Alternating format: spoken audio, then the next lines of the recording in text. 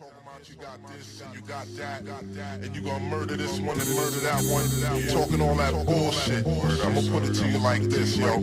This is for the nerds, this is for the brainiacs, this what we deserve.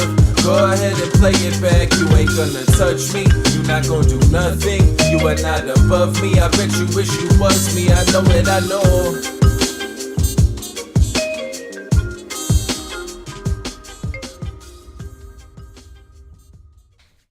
What is poppin', everybody? And welcome back to another special episode of the Only Friends podcast. Well, you know, it's me and my only friends, which includes, but it's not limited to, my dude, Tortu!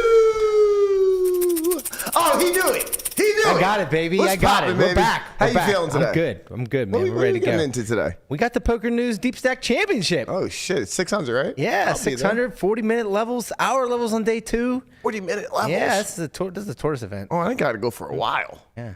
Oh, my Well, God. Get down there when you're deep. Well, you start with like 40K? 30. 30? Yep. Yeah. Like 5-6 hours. Yeah. Nice. I'm going right after the pod. Wow, living Racing life. down there. Racing. Who are you racing? The hair? Yeah, of course. Who else? What's poppin', Guapo? How you feeling today? Having a little bit of FOMO. What's the FOMO about? You guys are playing the 600, but there is a 1K online, and if I'm feeling squirrely, maybe I'll just... Why would you play Fire a away. 1K online where there's a bunch of killers when you could go play, no offense to the rest of the field, the 600 down at the, Horseshoe where probably a little softer? I like the idea of being done by the end of tonight. Okay, all right. Fair. You like the idea of what? You'll probably be done way before the end of tonight. Being done before the end of tonight? Like playing to a winner? Yeah. Buddy, that 1K isn't going to end until 5 in the morning. That's all right. It'll be done by the end of today. I mean, less than, 15, 16 hours? I'm okay with that. It's my typical work day. Yeah. Yeah, you don't want to play the 1K online. I got to tell you, it's the equivalent of playing like a 5K live. You got like 12 ollies in there. As opposed to, Lamana playing the 600 Poker News Deep Stack Invitational down bad. Don't throw down bad in there. Which It's is up good. Which is basically the equivalent of the WSOP daily. Might be done today. What? 1 day event? 2 day event? 4-day event. 4-day event? Yeah. Wait, it's a 4-day? Yeah. I'm out. That sounds It's so... that sounds so painful. It's an hour level? 40-minute levels on day 1. You play 17. great You play down to structure. 15% of the field, That's a and then great and then structure. hour levels after that. You should be That's- excited for this one. I am. This is a great This is it. structure. This is That it. structure This is so Let me get good this that right. it's So if you too min good. cash, min cash after 3 days... You may cash tonight. You'll be in the money tonight. Oh, okay. You play down to the money tonight, yeah, that makes and then sense. Don't try to poke holes in this particular event because everything you were about to try to highlight is a problem with tournaments in general, not this event I structure. was thinking no, of this the one's hourly. gonna be great. Wait, why wasn't this the fucking like the Millie Maker? What do you- Millie Maker was 30-minute levels, right? No. No, hour. Hour. Millie and the Monster are I both will- really good Oh, I thought tournaments. They're I both will- hour I levels. thought day 1 and the Millie Maker were quick levels. I thought they were 30. Okay. But Millie Maker seems a lot faster than the Monster because you only start with 25,000 compared to 50,000 chips. So Oh, that's what the difference. I will say I have no desire to play a 5-day event. 4-day. The Millie Maker is 5. I have no desire to play a 5-day event if it's not the main or some major 10K, I mean, if you whatever. get to we're day well 5, aware you're playing you for a lot of money. However, I do feel a little bit of FOMO over not playing. Why are we on Lamana? The people want to see the What are you doing? Like I'm looking at him, I'm trying to trying to figure set out up what he's doing. I'm trying to see which video is which because I have 2 videos that look close. Man, I do have a little FOMO over not having played the Millie Maker. Really? I don't. I haven't played it in 5 years, maybe. Really? But every year, it's just like $1,500 to win $1 million. Yeah. It's pretty nice. It's 1.25 Good event, the good first, and then structure. $1 million to second, and then like 650 to third. That's actually not that bad. No, it's pretty bad. Yeah, I guess you could probably spread that out a little bit. The Make it 1 million to first, and then make it like I don't 750. I don't even to care that second. it's top heavy.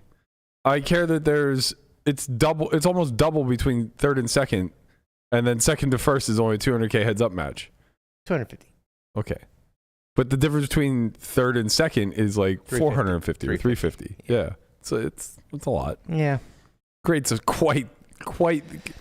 Here's That's the just thing. because they wanted to make 2 millionaire maker. It's the same bullshit they do where they add a second $1 million bounty, right? Like they don't need to do that, but they think it's optically looks good and it's marketable, which is very debatable. It looks good. Until you go on Twitter, there's 95 people saying, "What the fuck is this jump?" I want to know who thinks it's so marketable. Where is it being marketed? Yeah, we haven't even seen it. Where's anywhere. my flyer in the mail telling me that there will be 2 7-figure? I said debatable. No, I'm not criticizing you because I do think that this is the way that they think. Yeah. But where the fuck is my email every year telling me that the $1 million bounty there's going to be 2? I guarantee you get WSOP emails. I guarantee you haven't opened one in maybe ever. That's a good point. You think he's got you, buddy?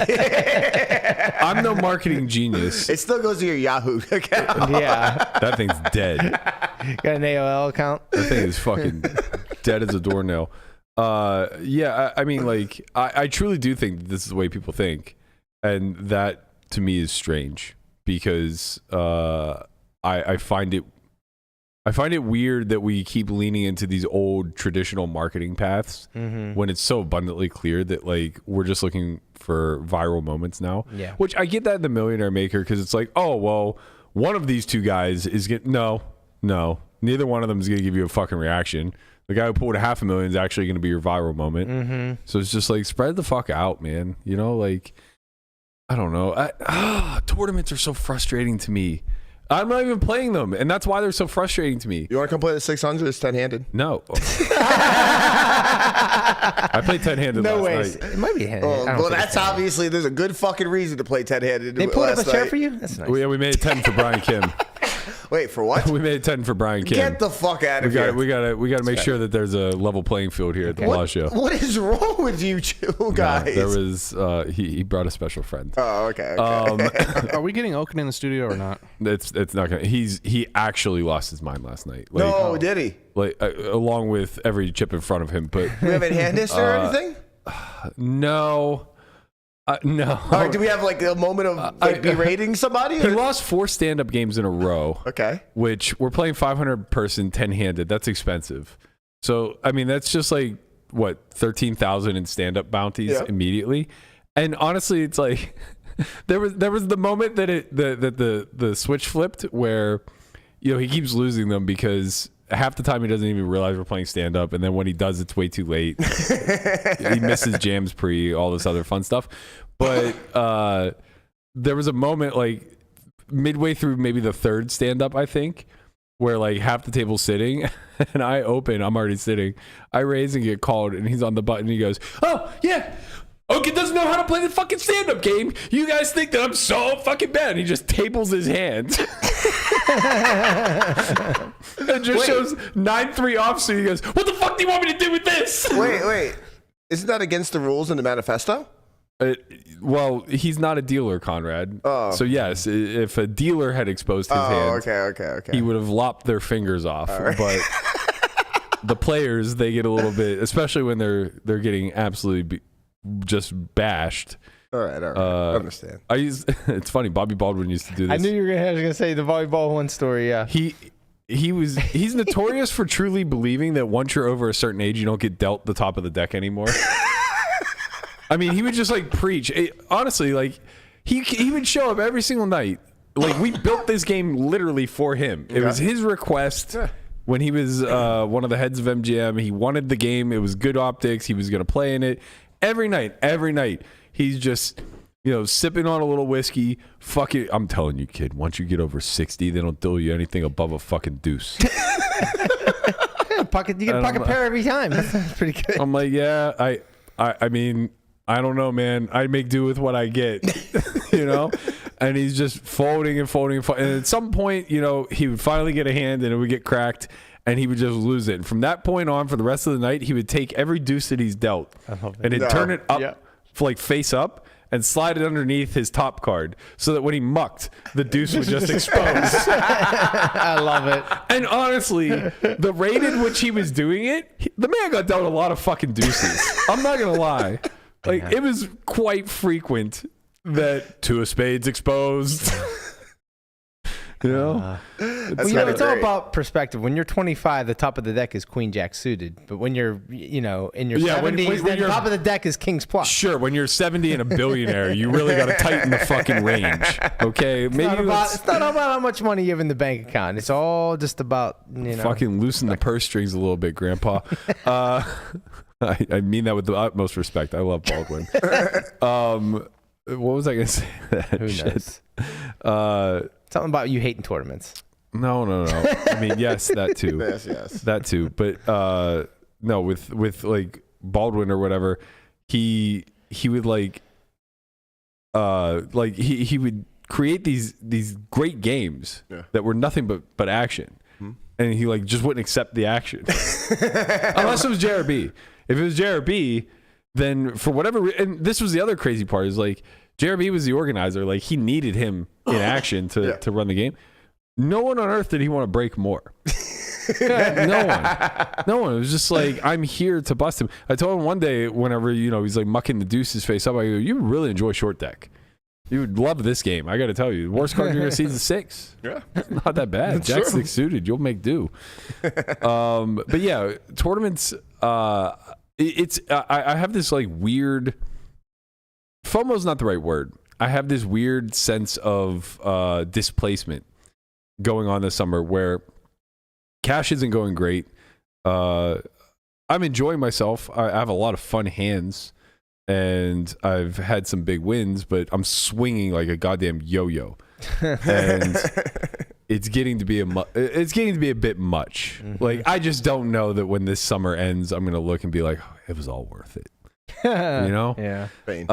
So that may be leading to this a little bit, but also it's just the WSOP. It's it's a magical time. You want to be involved. You want to be in the halls. You want you kind of want to be part of the grind and accept some of the misery. It doesn't really feel like there's not much difference in you just going to the Bellagio, in March as opposed to you just going to the Bellagio now. It's not you don't have the feeling. I mean, honestly, the games might be better, but no, it's the opposite. The games are worse for me. Yeah. The games are much worse because in March, if I have a seat, I have a main seat. Yeah. But if I have a seat now, I have a second or third game seat. And now I have to play for. It's like Macau. Yeah. I have to play for 10 hours to get into the good game, and at that point, I'm blind tired. They're pulling up a fucking 10 chair for Brian Kim. The game is not good.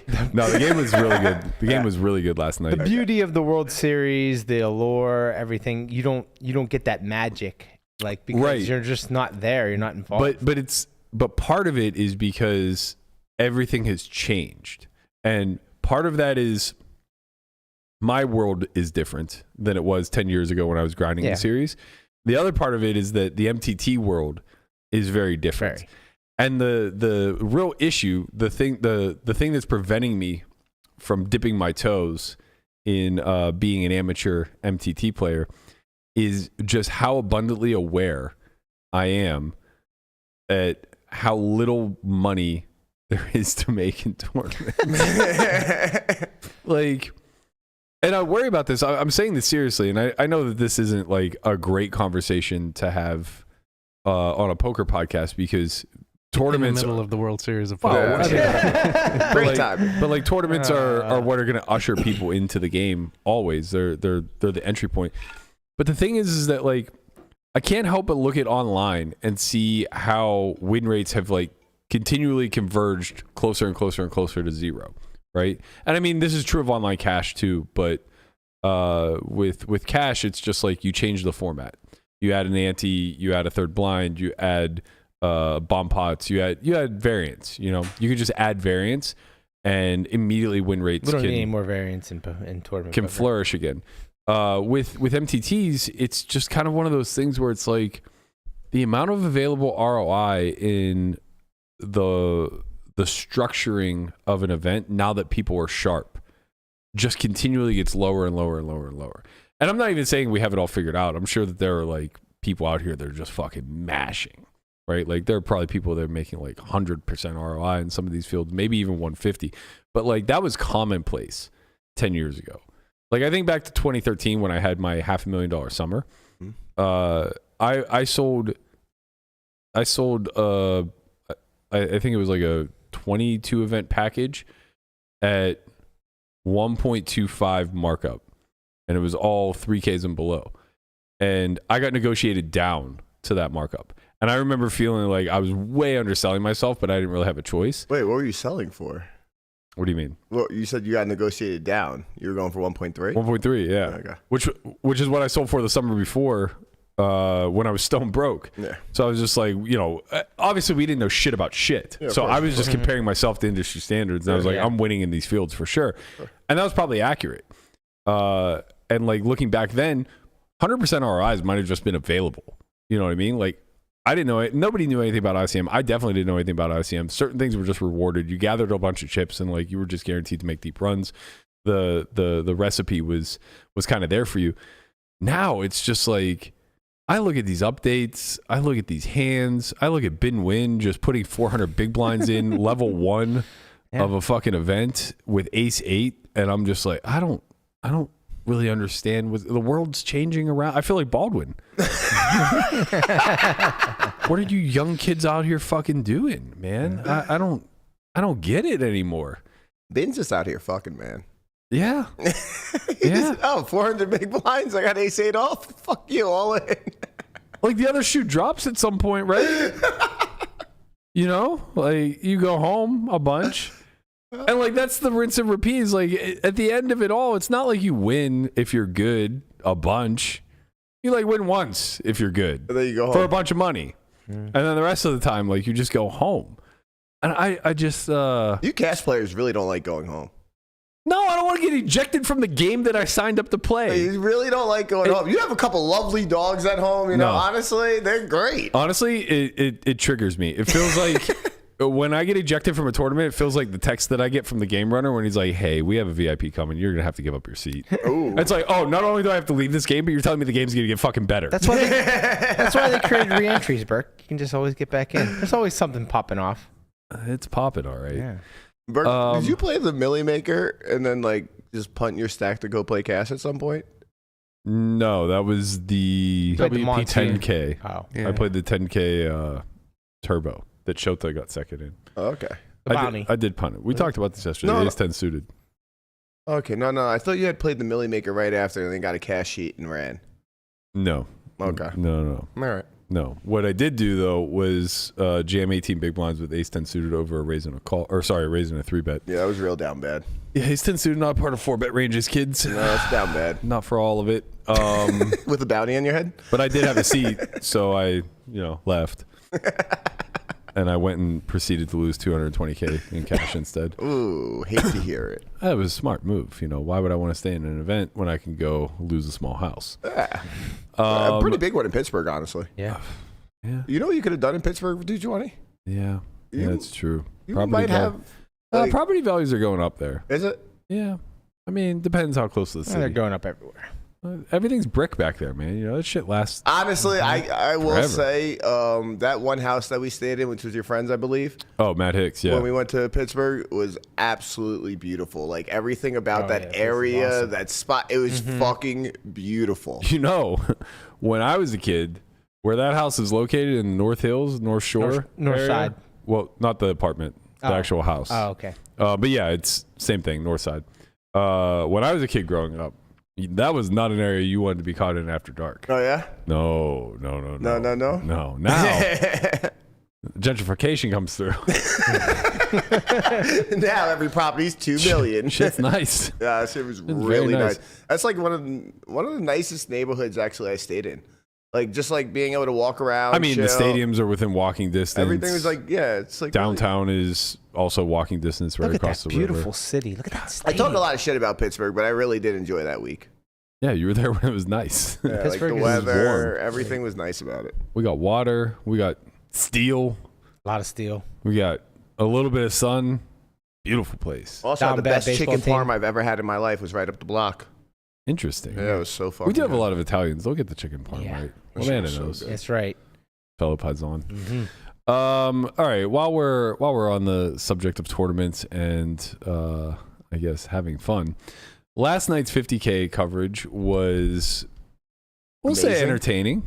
The PPC does not disappoint And I don't know if it's because of the misery of the actual games that they have to play, or if it's just a select group of people that are very special to this community. But we had Blez and Hellmuth on the feature table last night. Blez is a goat. And this hand took place where I think it was, I assume it was definitely Hold'em. I just don't know if it was limit or no limit. I'm guessing it was limit. So it went like raise 3-bet call, I guess. Hellmuth has 6s and does his patented check in the dark. And Blez then gives us a little bit of a speech this is great. on how he's going to handle the check in the dark. You know what we should do here? Let's do something that's never been done before. Hold on, no. Because I already I'm going to check dark. Exactly. No, How about this? I'll check behind. No, I don't want you to check. You check dark, I'll check behind. No, he's checking dark. You do whatever you want. You should all right, go ahead. You check. How about this? Can you shake your card? I check. Go ahead. I check as well. Put the turn out as well. This has never been done before. This is like really good stuff. This is like really good stuff. We're going right to the turn. And this, I've seen this 40,000 times. This is where he checks the turn. See? I've seen this 40,000 times. So Blesnik really living rent-free in a few people's heads right now as he comes with the dark check back to counter Hellmuth's trademark flop dark check. I cannot even tell you how in his element Blez is at this table. Oh, yes. He's holding court. This is just what he lives for. I limp with a medium pair. That's what I do. You limp with 2 6s. I'm taking the under. Wow. Oh, my God. He's so good. I love Blez. Oh, my God. It's a smash. That shit was like That's borderline unbelievable. collusion. He's like, you check, I check back. Do your patented thing, and I'm going to check back. It was very strange. It was fucking great. Very Absolutely. strange. Actually, the commentary is just amazing. It was Sylvia, and was that Death Donkey? I think so. Yeah, I think it was Vitch, and Ali in the middle, and it was just like really fucking good. Because like Death Donkey was doing his thing, where he gets very nerdy about things. Sylvia has really, he has a very good understanding of what's He's a going on. student He of the breaks it game. down. Exactly. He breaks it down, and then Ali's just in the middle being Ali, which is amazing. Yep. It was really good commentary, I think, last night. I think I don't know how to solve these problems, but I wish that this got more attention. What's that? Just the PPC in general. Like this used to actually be a massive deal 10 years ago or so. To be honest with you, had 11K viewers watching. Oh, that's awesome. That's fucking huge, dude. Like so I'm using it Plus off whatever's on PokerGo.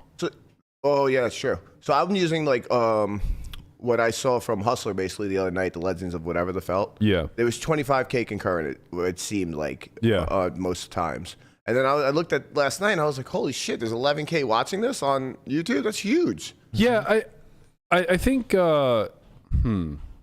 it's interesting because, if you're kind of like insulated, if you're a cash game player or if you're not a mixed player or whatever, a lot of this stuff doesn't trickle to you. Like, I'm on Twitter. Let's be clear, I'm out there. So I'm going to see a lot of this stuff. So I'm always going to be pretty aware of like what the current thing is that's going on. But a lot of people just aren't. And I'm wondering like how we solve that. Because like before it was just ESPN, right? Like that was the solution. We just had ESPN and that was going to, like Pat McAfee might have been talking about this today because of ESPN. Right. For what it's worth, Stephen A. Smith was talking about the Hustler game. Oh, I mean, he's talking about Ryan. Right. He was talking, let's get this straight. Yeah, that's He was fair. talking about Ryan being out of his fucking mind. Yeah, that does seem to be national news at this point. That shit was, Steve was like, what the fuck is wrong with this kid? Yeah. Like, it's honestly, that's probably the best thing for Hustler, though. That's true, yeah. It goes viral. I think it's up to like 600K views or something like that. Yeah, it does go viral. And yeah, I mean, maybe I'm framing this wrong. Maybe there's just no problem whatsoever, and like it actually is getting proper coverage. But it's nice to wake up today to see like kind of the poker news cycle, the news feed be the 50K Players Championship. Kind of highlighting these guys. I wonder how much of that churn gets outside of the four walls of Twitter. So let me ask you a question. Back in the day when they had the PPC, was you say it was on ESPN, but was that live? Never, right? I feel like it was always like down the road. Yeah. And so it's kind of basically same thing they do with CBS Sports now. Yeah, you're right. Because it's going to be down the road. But nothing was live, so like that's all you got. Right. Yeah. So Right. Which now you didn't have it's a comparison. Yeah. Okay. So and like the buzz around it while it was happening because there was no stream, there was no other way. Like It was also followed closely. It was also the biggest buy-in tournament of the year. Right. Like back then, there were no 100. Now there's 100. Now it's like the $250,000 buy-in. There's like. Well, it was often the 50,000 second biggest because starting I think 2012 they started doing the little one and the big one. Right. Not the But little when one, it first came out, when they first started doing it, Yeah. it was like what $50,000 buy-in? That's insane. Yeah. Right. And so like now it's just like every Triton event is $50,000 I have buy-in. a serious question about that, actually. Do we think the buy-in of the PPC should go up? I don't think so because I think you lose what you're hoping to accomplish, which is bringing in more people to the mixed game community. Like, I'm sure. You're hoping to bring more people into a mixed game community in a 50K? Did you just stroke out? Yes! What the fuck is the matter with you? 50K buy-in. You're not going to bring any more people into the mixed game community. Buddy, ask the fucking elite mixed players how many people who are drawing dead in this field. Yeah, I mean, there's a couple play. of them I saw. Like, but, yeah. what do you mean? There's so many guys that are just like strictly no limit players that play this because 50K is not that much. Like, I don't know how like proficient Dan Smith is at all the games. He's not. He even says it. Okay, so he's in the 50K. Yeah, but if it was 100K, he'd probably play it too. It's I don't think so. It's the champions. It's the poker player I think at some championship. point. Yeah, and I also don't think with the fact that we have so many of these 100K plus tournaments now, making it 100K doesn't like Right, make if it were a million, make it special anymore. Yeah, if it were a million now you're and talking. you have to play all the games, like Right. but now you have Right. 8 Now- people and it's just a exactly. sit and go and Yeah. like nobody cares. I think I would kind of care. I would kind of Maybe once, but the novelty would wear off quickly. Right. Think about the Super High Roller Bowl. Yeah. The first year that it got 13 people, that was the end of it. Nobody ever gave a shit about the brand Super High Roller Bowl again. Yeah. It was like, okay, this used to be a prestigious invite-only event where you had to win a lottery to get in. Now all of a sudden you're playing in France and there's only 13, or London and there's only 13 people in it. Yeah. It's like, just okay. everything's diluted now. It's just like there's just it's like they ran a Super High Roller Bowl a week ago here. It was 250K, right? Like Kind of, yeah. Yeah. So it's kind of just like that's what when you just have so many big events, it kind of just wears off. Like the allure of it wears off. And that was kind of my thing. Like, there are so many big events that the Poker Player Championship would probably want to be a bigger buy-in. Yeah. Like, that's what I thought. I feel like the biggest thing that that we suffer from is this dilution effect. Like when something is successful, a lot of these tour operators, brands, whatever, they try to then scale it in mass. Yeah, understand. Right? And then we just like lose the prestige. So like the proper way to have scaled the Super High Roller Bowl was not to run it 4 or 5 times a year and lessen the buy-in. It was to double the buy-in and keep it once a year and make it this big prestigious thing. But I think the other problem is that I think Triton got it right for what it's worth. I think that they realized where the hole in the market was, and it was like, okay, we're going to run one prestigious event a year and we're going to make it a pro-am where it's invite only for the pros and the amateurs get to play by themselves on day one.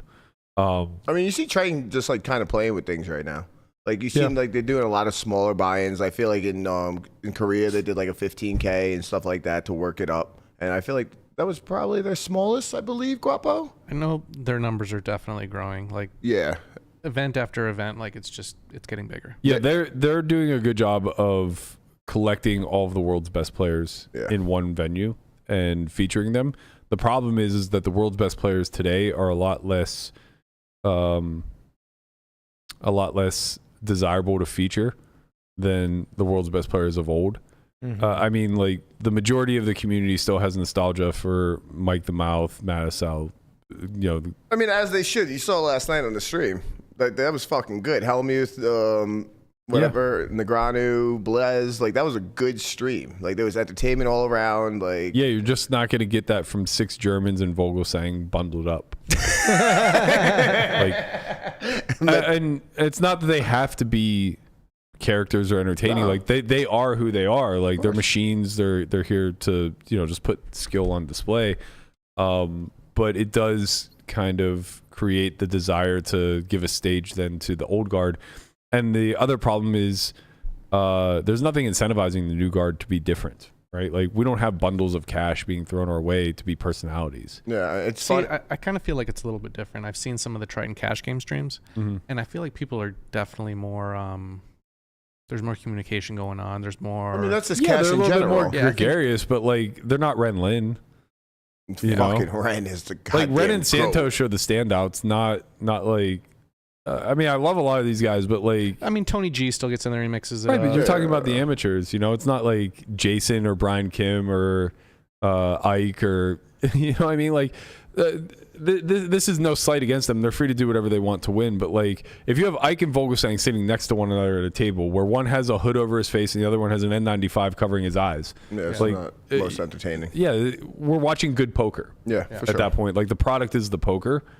And I think the problem with that is that the audience doesn't really get attached to the poker. That makes sense. That makes a You lot need of the sense. personalities. Yeah, like people want to see Gus Hansen. They want to know if it's a great summer or not. You know? It's got to be a great summer. Like they want to feel the rise and fall with the person who's playing. They want the pain. They want the celebration. Watching Santos win the bracelet was like so endearing because so many. I mean, the exception being Brewer. I think we've all felt the same last year too. When Brewer won the bracelet, it was like such a monkey off his back. We all felt it for him, and that's a great arc. But you know, it's manufactured in a way that isn't very desirable to the player and also isn't very sustainable. Like to go through the downswing that Brewer went through and still have the result. He got a job at one point. Yeah. You know, like he was on the brink of just not being in this space any longer. And then he ripped off the biggest score of his life right at the right moment. And it's like, okay, that's a 1 of 1. We can't really repackage that and just hope to like find everybody who's running bad and start to feature them. You know what I mean? So it's just different. There's no problem with it. It's just a totally different product, and I think the issue is that the greater population that cares about poker, that watches from the outside looking in, they move slower than the actual game itself. Like Phil Locke is still going to be more popular than Ike in a lot of spheres. Yeah, I mean, and probably that's most. pretty crazy considering like the skill difference and. You know, the fact that Phil probably hasn't even really played poker much in the last like 5 to 10 To be years. quite honest with you, outside of professionals, it's probably like most people know Phil over Ike. If you polled 100 for people, sure. if you polled 100 people and just asked them to list 5 poker players, I don't think you would hear them list Ike. one outside of Ivy Yeah. that is actually still winning. Hellmuth. Right. Oh, sure. Okay. Right, but like again, all these these personalities, these characters, the old guard, if you will, they were like on mainstream TV. They were on ESPN. They were on the Travel Channel, the World Poker Tour. Like they were on cable TV. Yeah. And so like it was hard not to just be channel surfing and see them, right? So like now it's like who's gonna see Ike? And only people tuning into Triton events. Then so you have to be really into the space to find these people. I wonder what it would take for us to bridge the gap between sports media and our arena, right? Like we just don't get mainstream coverage anywhere. What would it we used to? But now we Ryan don't. Garcia being Kind of. drunk. Right? It's like Like what would it take for the $1 Million Cash Game to be highlighted on a Sports Center piece? Because it's a big deal. It's Yeah. an event, right? Like the main event being highlighted on a Sports Center. You know, we have maybe like 4 to 6 staple events a year that very easily could get picked up by mainstream media. Maybe it's a reach, but I think since DraftKings has such a foothold in sports betting, if there was a way to sort of gamify poker where people could bet on it, They could create maybe that could help. they could create daily fantasy with poker. Yeah. It's very, very, very doable. The biggest challenge that they face is the inability to predict the participation, right? So like when you're drafting players for the 250K, you have a whole pool to choose from. When somebody pulls out or somebody enters that isn't a part of the pool, it's just really difficult to like have that, I guess. But I mean, I think it would be, well, maybe they can't do it because it's so easily manipulated. Yeah, right. that's my Because like thought all the was. events that are worth tracking that are small enough fields, those players are all diluting themselves and could just like very easily be manipulated. but like coerced. Yeah. How big's the side bet? yeah. How much action could you actually get down? Yeah, And- that's the thing. Because like they're gonna be capping that at what, 5K or something like that. Like, well, you would think it would just be like a daily fantasy thing, like a pool. oh yeah, okay, sure. Yeah, I don't know. Maybe, I'm just speaking out loud as to I was spitballing as well, but yeah, I also don't know how. Like ESPN has their own sports betting app. I think that they bought Penn Gaming. Oh, I didn't know that. Yeah, that's why Barstool had to. Is DraftKings still promoting on ESPN? I don't think they ever were. Oh, I thought DraftKings was huge on like network television. On network maybe, but yeah, but not ESPN because ESPN is covered by ESPN Bets. That's what I'm saying. Yeah, so I would definitely. They bought Penn Gaming, which is now ESPN Bets. But yeah, I mean, like, fuck. Let's find a way to gamble on poker. Seems the easiest way to bridge the gap. I don't know. It's weird to me that cricket gets covered whenever they have a major event. Weird to you? That's probably like the second biggest sport in the world. Cricket in the world, not in America. That's it's true, American sports. You know. I promise you, poker is bigger in America than cricket.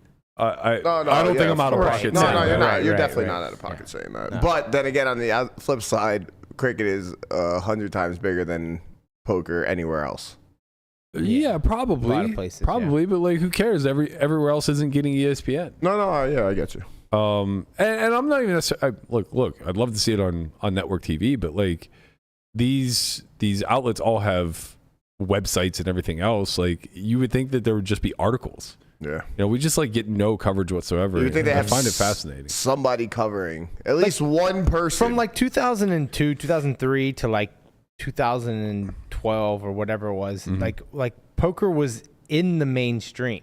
That was the thing. Like, you would watch, like, I'll rewatch episodes of like The Office, and Pam's like talking about the World Poker Tour. Yeah, she's like, oh, when I late at night I watched the World Poker Tour, and I learned that you got to play the man, not the cards. Like, and like for that to be on like a network sitcom, like, you know, that like those things were happening throughout that time, where like people were just talking about it casually, and it was just out there in the mainstream. But now it's not. It's like where do you see people talking about, like... That's because he's complimenting his friends writing these things. Maybe. I think legislation has a lot to do with it as well.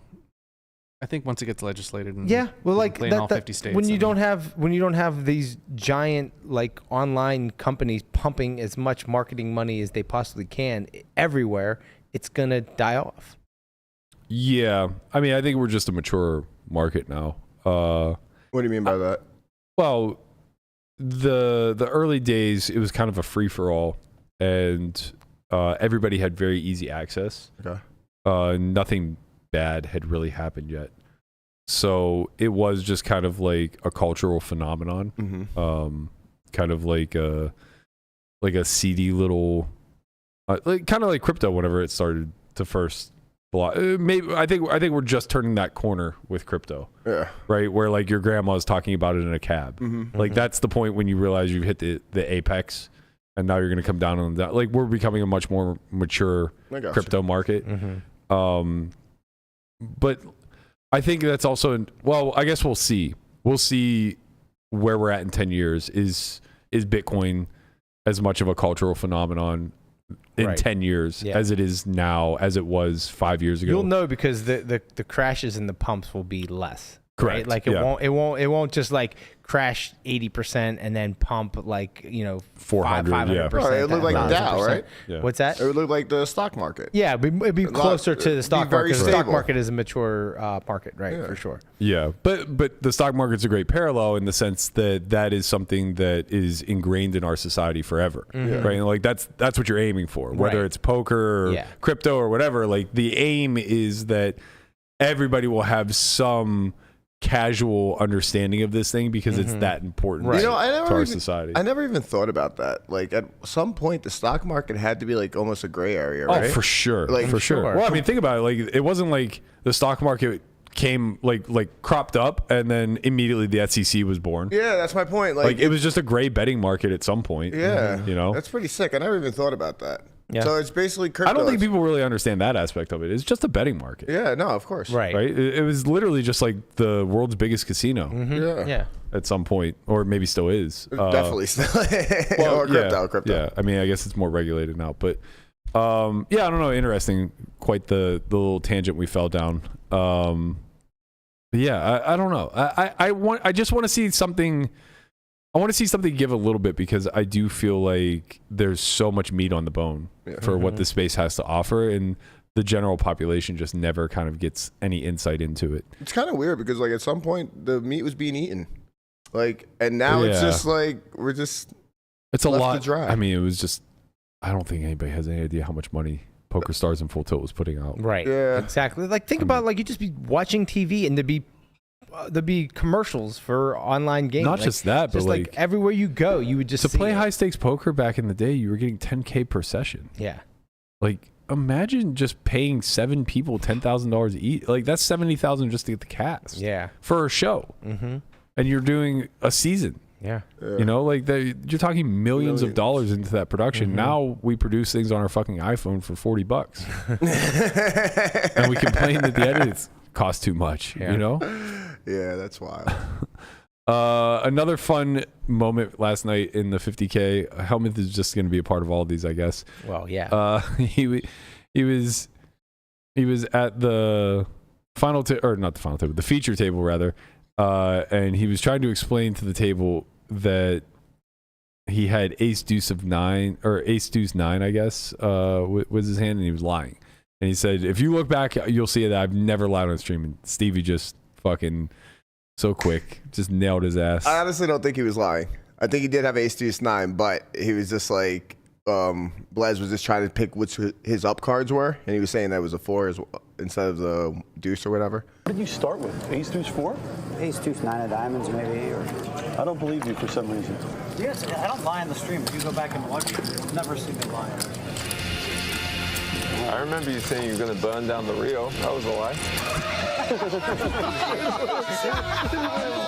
Damn motherfucker! I think I'm gonna burn this fucking place down if I don't win this fucking tournament. Burn this place. Burn this place. Burn this place down. What did you start with? Ace deuce So 4? fucking good. Diamonds, maybe. That's amazing. It's so good that my dusty ass tweeted that, and it has like 400 likes.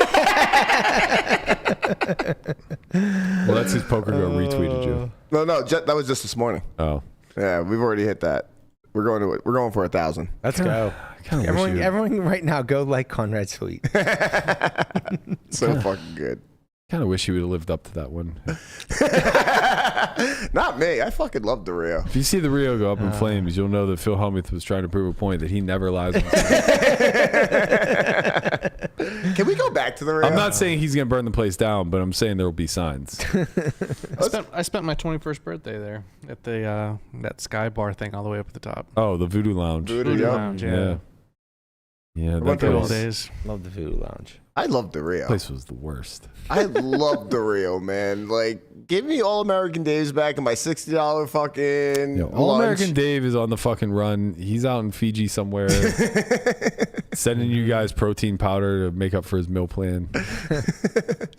I mean, like, there was something, obviously outside of food, there was something special about the Rio. I only spent 1, maybe 2 summers there, or not even summer. I'm so happy it's at the Horseshoe now. Really? Yeah, being able to walk across the street. Oh, I mean, that's my different God, for it's so you from fucking nice. Bellagio. I just, there was No, just, it's much better where it is now. But like, there's nostalgia of There's a thing about being at the Rio because that's where it all Yeah, I'm started sure there's for a lot us. of fucking nostalgia for Binions too. I was going to say, right, of course. Imagine playing day one outside on Fremont Street Right. because they ran out of fucking tables. No, I know, I but don't like- have nothing to do with Biggie. I but bet like the old guard was kind of like the older guys were probably like when it moved to the Rio, they're like, it's like this is a Binions thing. Like this is supposed to be downtown at Binions, and then they're like, you know what? Actually, Rio is much better. Look how much space they have, and we had our own Not space. only the space, you don't have to deal with Las Vegas Boulevard. Like I don't know. yeah, I we miss had the our Rio. own space at the Rio. We were able to like park in the back, walk right in, whatever. Like we had our own like area. Dealing with the Strip has not been a problem. Like, It hasn't been the worst, but like who wants like you zip in and out. it's so much nicer to just be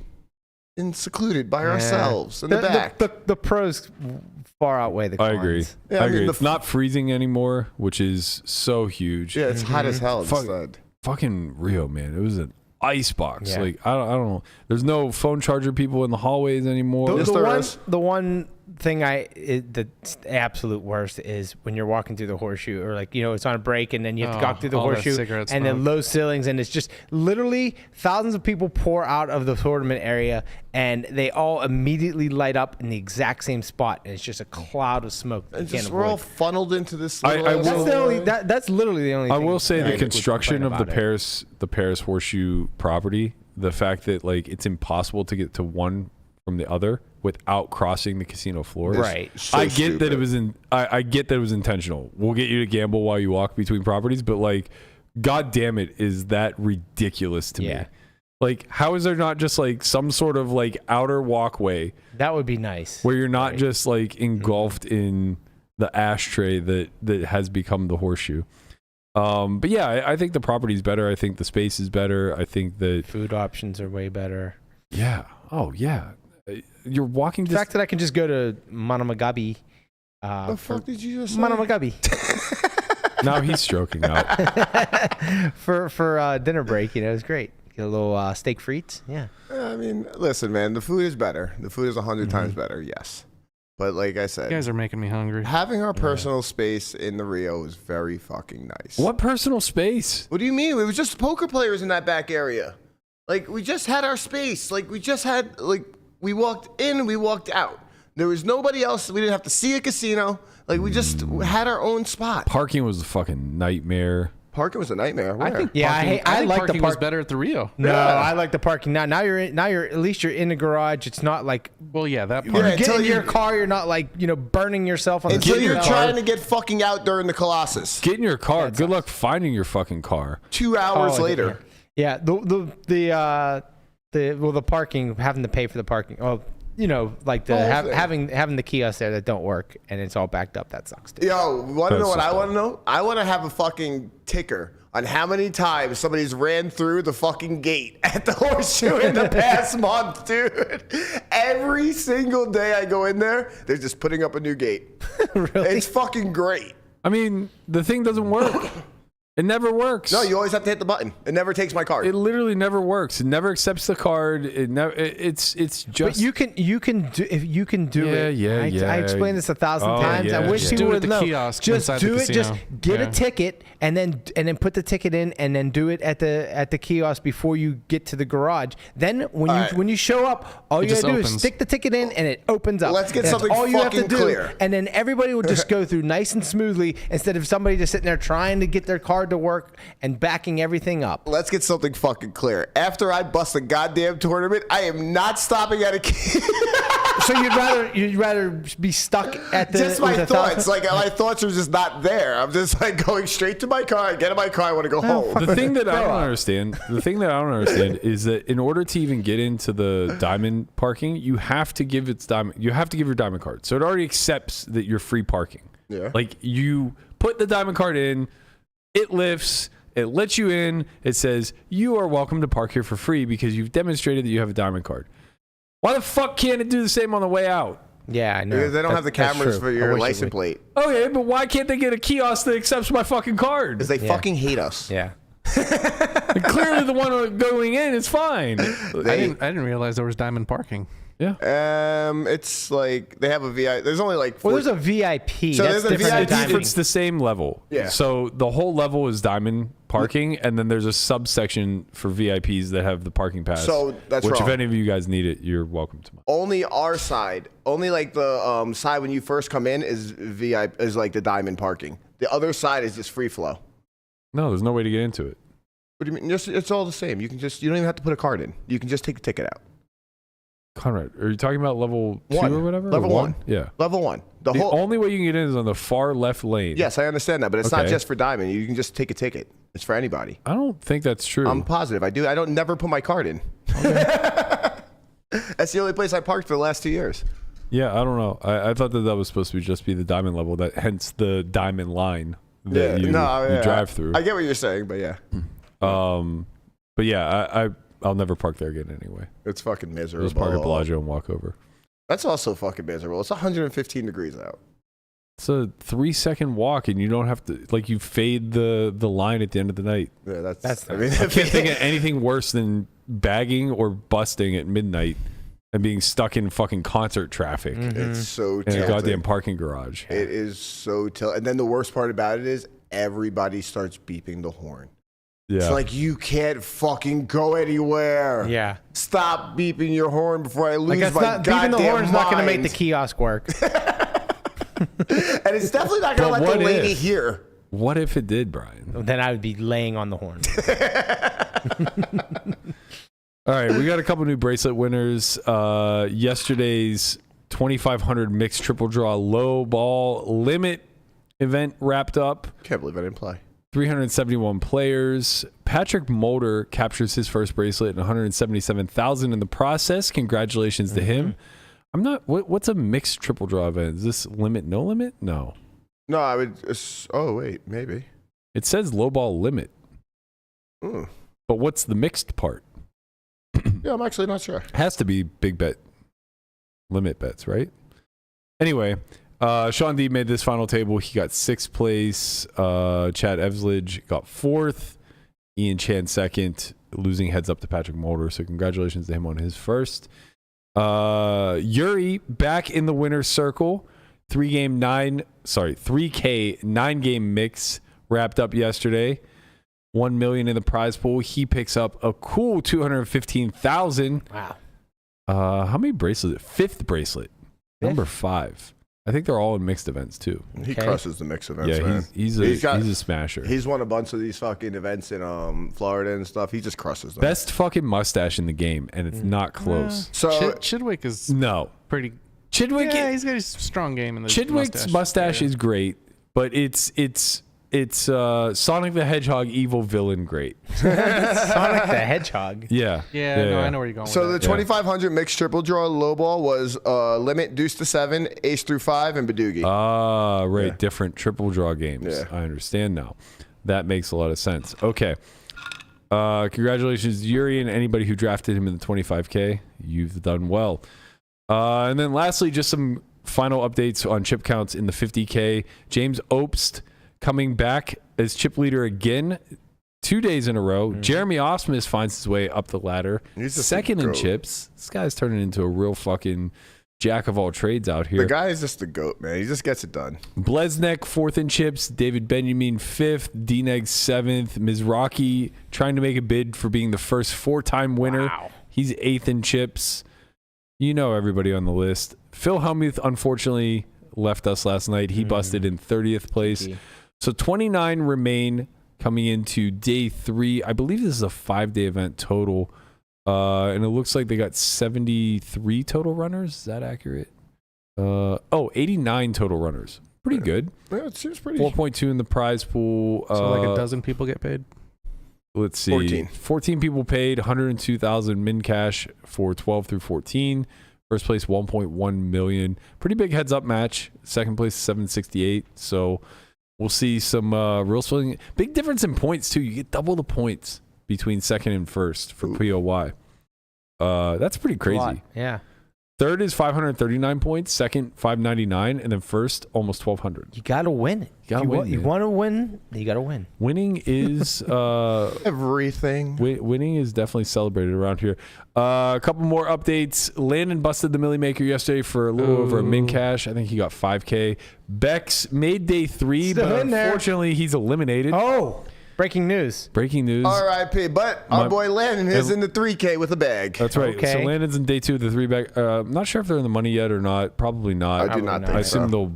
I assume the bubble will burst shortly, though. Let's see. Let's take a little quick look at the updates here. 3K no limit. There is 539 remaining out of 1441. Okay. Landon needs to remove that little minus sign in front of his number there. So like 20% of the field left, 22% of the field left, 15 pay. Okay. Softish bubble. First is what? First is not posted yet. 550. Why is it not posted? Yeah, it is not. Well, we know it's more than $250,000, so that matters. Yeah, 3.8 million in the prize pool. So first is going to be over 500. There you go. I imagine top 4 will probably hit the cap. Or sorry, top 3 will probably hit the maybe? cap. Okay. Yeah. Do we know how many chips Landon has? Landon has 52K at 2K. Okay, 25 days. He's grinding. Typical Landon stack. Yeah, I mean, he max late reds it. No, not max. No, was it? He was in there by like 1 p.m. I thought he busted late yesterday. Oh, maybe you're right. Yeah, he did. Yeah, he busted late Yeah, yesterday. maybe it was like dinner break. Yeah, it was closer to max. Yeah, you're right. You're right. I was confusing when I went to play with when he went to play. All right, let's wrap up by getting in the muck.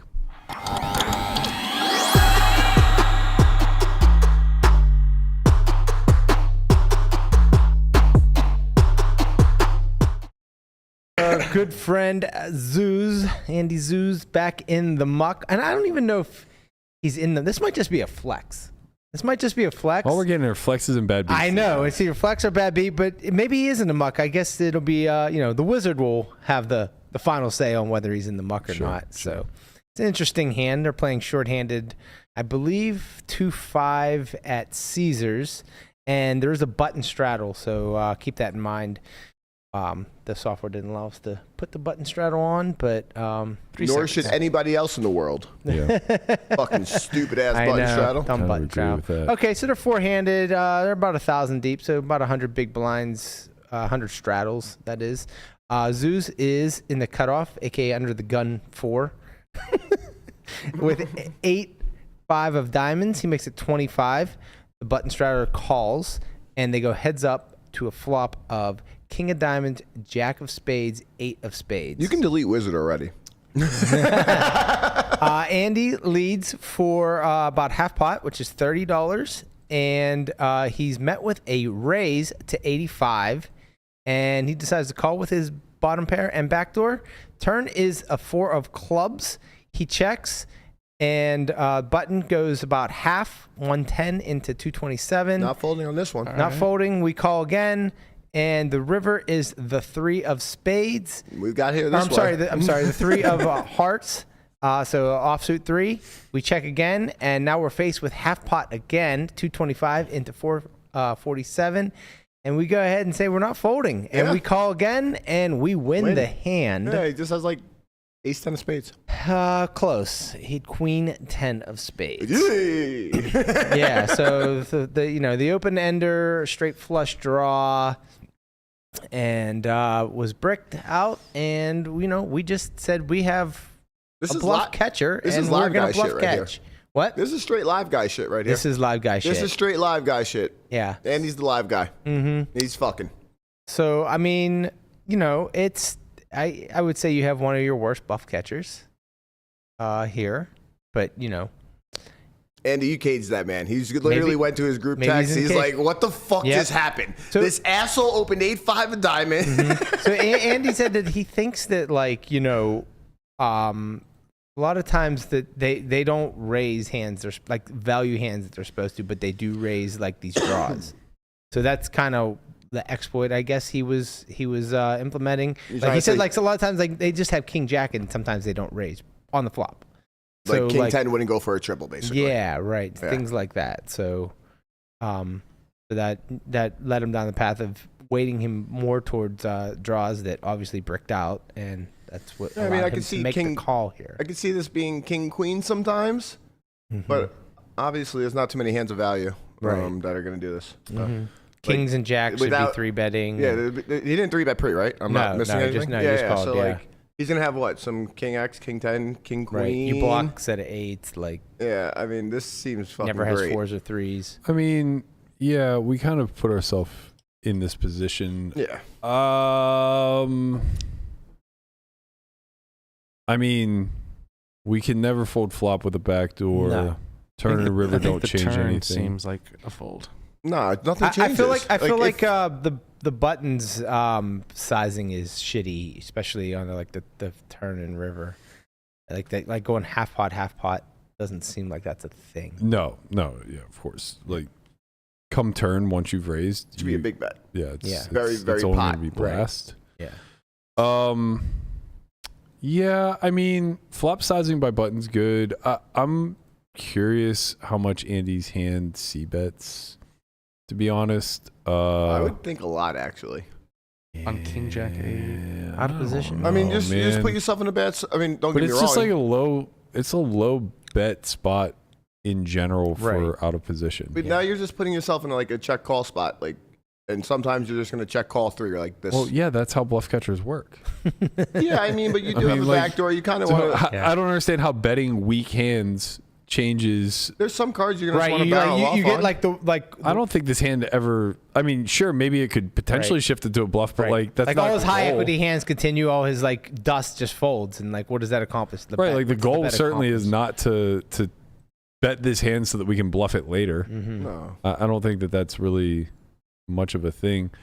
I'm just painting his range a little bit because there's no way to plan for a button straddle, but basically like we open a little bit too tight with a normal straddle, which is what I gave him to begin with. And then I got to paint the buttons calling range a little because he's going to call more since he has a fucking goddamn straddle out there. Yeah, of course. So I just need to give him like some more of these suited hands. Yeah, I mean, basically, it's probably going to look like a.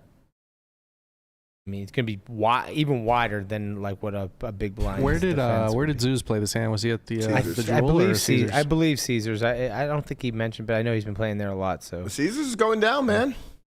They're into a high limit slot. I heard area. the word on the street is that they're just shutting it down and they're redoing the high limit area, slot area, but then they're going to open the room back up. The Okay, room's nice. just closing for a couple months. Really? That's what Vital Vegas said. So take that for what it's worth. Yeah, I kind of read that in the article too. That was just closing down for a little bit. Interesting. Maybe they come back fucking strong. Yeah, That'd be nice. Another good poker room. I love Caesars, honestly. it's a great place. It's great for like 1-3-2-5. Like it's really just a fun place to be. I like it. Yeah. Like it's up there with Win for me. Yeah. I wonder if they make money. Ooh, they actually are packed. Like Caesars, I know you have this thing where back in the day Caesars used to be huge and It was whatnot. massive. Yeah, I know you keep telling me this, but like Caesars is pretty fucking packed for the tables that they have. And if like off the top of my head, it's probably like 6, 12. They probably have like 23 tables in there, and it's usually It's hard to say. It's just like floor space is so valuable, right? Yeah. Like so, like the location of like when they, sometimes they put a poker room off to the side where the space is not like prime space, where like kind of where they have it's kind of like prime space. It's right there in the middle of everything. So. Speaking of not having prime space, the Venetia's new poker room, they put a video out, and it looked like he was It's not open walking yet, right? 7 miles to get there. Really? It's upstairs in the It's in the shops. It's actually in a very good spot. But the way that they showed where it was just seemed like no, it's not easy to get to. But like if you come in from like Palazzo, so there's a door right there, right in the shop. So like if you were to like just take a video from there, it would just be up the escalator right there, and it looks very but then quick. that's coming from the Palazzo, not the Venetian. It's the Venetian poker room. Yeah, it's all the same. Okay, except it's not. You got these ranges painted in Berkey or what? That'd be like saying if you took a picture of the Encore poker room, walking from Encore instead of the Win, or vice versa. It's the Win poker room, but it's in Encore. Yeah, it's very weird. All right, so yeah, I mean everything on flop looks fine. It's a high c-bet frequency because I gave the button basically a big blind range. Yeah. So he's super wide. That leads me to believe there isn't going to be a lot of raising that takes place here. So the quarter pot is pretty standard. Andy goes for a larger size. Maybe that's the thing I took issue with. Like we're not going to bet 50% as frequently. So like if we choose half, it's probably going to go down to like 60, 65% maybe even less. Yeah, down to 50%. Now all of a sudden Andy's hand goes from a pure bet to a pure check. Literally a pure bet to a pure check. So the sizing's enough to really start to create errors here. So now I have to adjust. Error FC. All right. And I imagine that he's probably just betting like all pairs here, but I'm just going to adjust his specific candidate. So now he comes through with the half pot bet. I don't think there'll be a lot of raising, but there'll be some. Yeah, like 4%. Actually, it's the sizing way wrong because you don't raise often. Yeah. Queen 10's in there. I'm sure it's the spades variety. Yeah, certainly. A little bit of the diamonds. So basically, because you don't raise often here, you get to go pretty polar and choose the larger size. You want to go like 80% pot, so he should be raising to like 110. Yeah. 115, something like that. Should jacks be in range? Shouldn't that be 3-betting free? Yeah, but like it does. It's only in there like what, 5%, 10%? Yeah. Little sprinkle of jacks. Like 10s probably isn't in here at this much. The problem is that I gave him a big blind or a straddle defending range, and the straddle is assuming that it's out of position. Okay. So a lot of these hands choose to play call to manage the pot, to protect the range, yada yada yada. Whereas when you're on the button, you're probably just gonna 3-bet small with like hands like 10s, 9s, 8s. So these hands will all still be in here, but like at a lower frequency, I would imagine. Ace queen off, ace jack suited, things like that. But when you're out of position, you don't want to be denied the equity, so they're in here at a higher rate. In any event, raise is a little bit foreign, so I think that that's probably what allows Andy to play the hand the way that he does the rest of the way. Like, basically, once you see something that isn't going to happen in practice really ever, and is only going to happen in theory at a low frequency, you just take all your bluff catchers and just decide immediately right now, is he over or under bluffing? Yeah. And if you've decided that he's over bluffing, then you just hold on for dear life, assuming the board texture remains intact. And if you decide that he's under bluffing, like, you just pitch all of your bluff catchers now and then show up on the river with the nuts. Right. And like, that's just the simple live counter to this. It's what allows you to make sick hero calls, and it's what allows you to avoid any pain on future streets. If you have a hand like, Jack 10, where you think this guy never has a bluff. And I think this is how Andy did approach it. I think he thought that he was probably over bluffing and undervaluing his hand. So board textures matter a lot. If this is King 8 deuce, it's very easy to assume that he's massively under bluffing, and you just pitch all of your 8x. What is he bluffing with? Right. You pitch all of your 8x, you pitch all of your 2x, you pitch a lot of your King X because like can't hold on. Right. But when it's King Jack 8 two-tone, it's just like, this guy has a lot of suited fucking hands. So many draws, right? The biggest issue is that like you have to hold on for 2 streets and somehow not have a 9, 10, queen, ace, or spade roll off. He got the perfect run out. Yeah, you got or a big bet come in. Well, you don't care about the big bet because you assume it's an over bluff. But yeah, I mean, honestly, like the turn size also, in my opinion, kind of indicates that you're not really facing a. Whoops, I didn't mean that. You're not really facing a very strong range. Yeah, like it's going to want to protect. Right. If the guy is King Jack, like he's just bombing that turn. Yeah, or the King 10, even King X of spades. Like, yeah, right. You would think that would be what you'd want to do. So yeah, even when we lessen the raise size, nothing changes.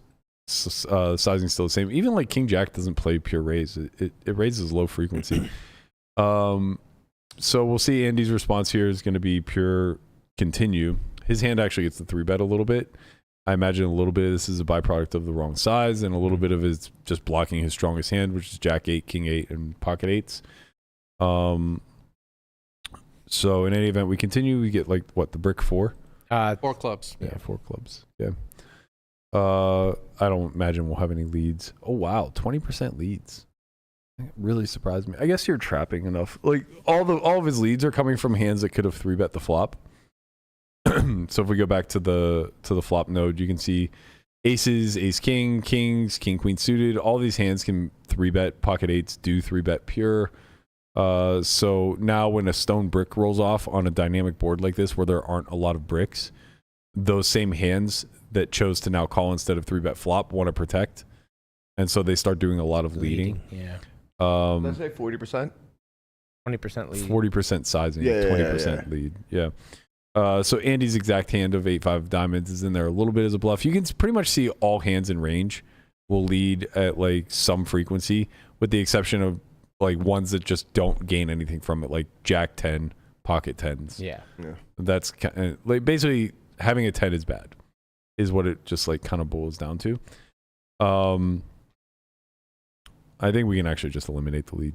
There's no way Andy's ever leading in game there, especially when he's already kind of determined that he has a bluff catcher. So let's see what this does to his strategy. Yeah, only pot is used. That's no real shock. And you see that it comes through half the time. So pretty high frequency. Queen 10 of spades. Pure bet for full pot. Yeah. When we adjust it to the half pot sizing. What the fuck? Somebody's calling. What was that? Hit a wrong button.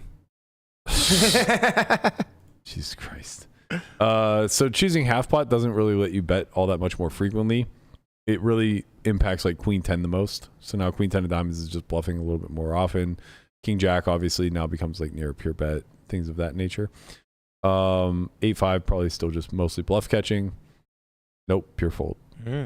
Interesting. Do we have better eights? Or does he just not have pocket eights anymore? Like he doesn't have King 8, pocket eights, hands like that. He still has Jack 8. Yeah, he still has pocket eights. Like feels like the 8's pretty relevant here. Yeah. He does not have King 8 any longer. Interesting. I would think the 8 would be pretty powerful here, and 8-5 is the only one that we have left. It's kind of fascinating to me. So we're just basically abandoning that portion of our range. It's just pretty much saying you have better bluff catchers. Like but even like Jack 10 pure folds. Yeah, so what are your bluff catchers? It's pretty reliant on King X at this point. Pocket queens is in there. 10s fold, Jack 10 fold. I mean, I get why 10s and Jack 10 fold because you're blocking so much of his bluffs. The bluffs, but like the 8 seems pretty good. The 8 seems really clean. Yeah. And yeah, I mean, actually, it's leaning on all your 4x. Okay. All of your 4x pure calls. Okay. 7-4, ace-4, 6-4. I mean, to be fair, these all should have spades, I think. I don't think we have any of the diamond variety. Right. Yeah, so that's why they're all pair plus. So yeah, you just have weaker hands in range that have higher equity. Okay. So the 4 has less showdown value, but I don't think we see much 8x betting coming through other than the Jack 8 pocket 8s. Yeah, so like 8-6 pure checks, 8-5 for him pure checks. So when these hands are pure checking, you don't have to worry about getting value cut by like some of his semi bluffs or whatever if you have the 4. And you also just have more equity. Realize we also just have a fuck ton of King X. Like we just have so much King X here. Yeah. And it's actually even leaning on like Ace Queen, Ace Jack more often. King Jack, obviously that's a pure call. Queen Jack is a near pure call. These don't block bluffs. The Ace Queen is very interesting. I imagine, yeah. That's only. Is there a suit? No. That's the opposite. It does not want the Ace of Spades. I was thinking it was gonna want it to delay for later. It wants the Ace of Diamonds, right? Yeah. Yeah. Interesting. Same thing with Ace Queen suited. It wants to have Ace Queen of Diamonds whenever it's calling. And then yeah, you have a bunch of like nut flush draws, so a bunch of ace high nut flush draws that are continuing. I guess I'm not that shocked to see a hand that low down in value or whatever equity. Find a fold. Let's lock it and see what happens when my man has just decided he's getting bluffed too much. I mean, it's not that much of a reach, honestly, even though it's a pure fold. Well, actually, maybe it is, because that also means that I don't think calling way too much. Well, I don't think he's delineating between Jack 10 and 8-5. Right, that's what I mean. Like, so if you're calling with the 8-5, you're just calling with like every pair. But maybe not, right? Because like if Andy's a thinking player, he understands that the 8 unblocks all the bluffs and Jack 10 blocks a lot of them. Yeah. So like if he's discerning between like, oh, I have Jack 10 off with the 10 of spades, this is really bad, I'm going to fold. And then looking at 8-5 of diamonds and saying, this is really good, it doesn't block anything, I'm going to call. That's really good. Yeah. I can see that. But if he's just basically making the general sweeping statement of this guy's over bluffing, therefore I call all, I think that's where we may get a little bit into trouble, because being wrong now is really expensive. River 3 of clubs, something to that three effect. of spades, 3 of hearts, but whatever. Yeah. Definitely not spade.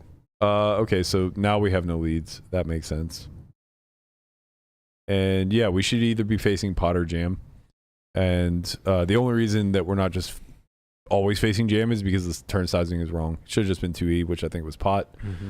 Queen 10 or button. Oh wait, that's Queen 10 off. Yeah, Queen 10 of spades, goes for it always. Kind of fascinating. Usually you don't want those front door spade draws, but I think like blocking King Queen and king 10 of spades is really good because those are probably auto call downs. I'm shocked to see queen 10 of diamonds check back some of the time. In my mind, it would have been the inverse. Queen 10 of diamonds always goes for it. Queen 10 of spades sometimes shuts down.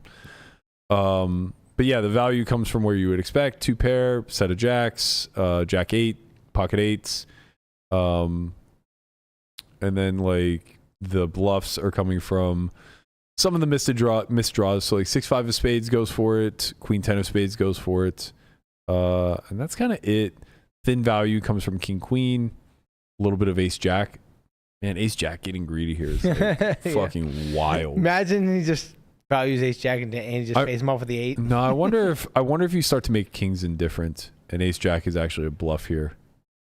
So what did he end up betting on the river? Half. Jesus Christ. Okay. Easy. Well, let's look and see what happens whenever you jam, because ace jack jams here sometimes. I just want to see if like king X becomes indifferent. Yeah. That's why. King 10 pure fold, king 9 pure fold. Okay, that makes sense to me. Yeah. So ace jack is bluffing. actually ace jack is actually turning itself into a bluff. Okay, let's see what happens when we pick the half pot and all in. I imagine it's just like only gonna bet all in. I mean, it's better than half. Yeah, I just don't think it's gonna. Yeah, it just doesn't like the half. Yeah. Okay, let's pretend. Let's pretend that's his only size. And I mean, like, this is like the low limit exploit, right? They just fuck up the sizing so bad that you just get to arrive at bluff catches. So he bets half. Yeah, it's in. Get in. It's making a lot of money. There you go. Making 11 big blinds. Yeah. Calling here with 8-5 of diamonds. So if you make the mistake of calling on the turn, then you got to call on the river. I mean, truthfully, it's probably not. It's probably not a mistake. Well, I don't know. It still might be a mistake. Like you said, if depending on what his mindset is.